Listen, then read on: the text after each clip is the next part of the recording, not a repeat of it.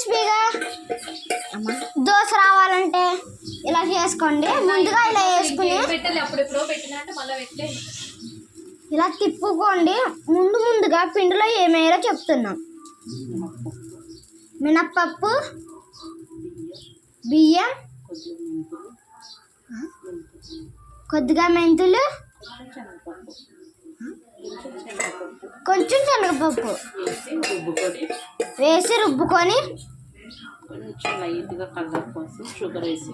కొంచెం లైట్గా కలర్ కోసం షుగర్ వేసి వేసుకోండి. తర్వాత మీకు నేను ఇందాక చూపెట్టినట్టే అలా వేసుకుని మొత్తం తిప్పుకొని కింద ఆయిల్ వేసుకుని మొత్తం తిప్పుకొని మళ్ళీ దానిని మొత్తం రెండు వైపులా ఆయిల్ వేసుకుని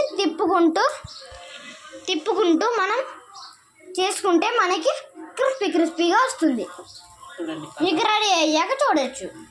ఇదిగోండి, ఇప్పుడు కలర్ ఇలా వచ్చాకైతే మీరు తీసుకోవచ్చు.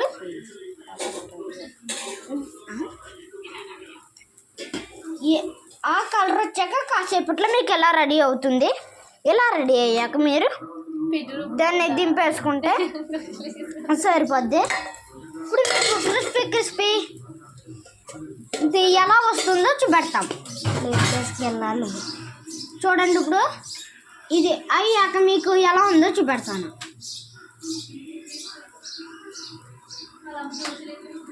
మీరు అయితే నేను చెప్పినట్టే మళ్ళీ చెప్తున్నాను, అది కూడా మా అమ్మగారు చెప్తారు. ఓకే, ఇప్పుడు మా అమ్మగారు చాలా బిజీగా ఉన్నారు కాబట్టి ఇంకా మ్యూట్.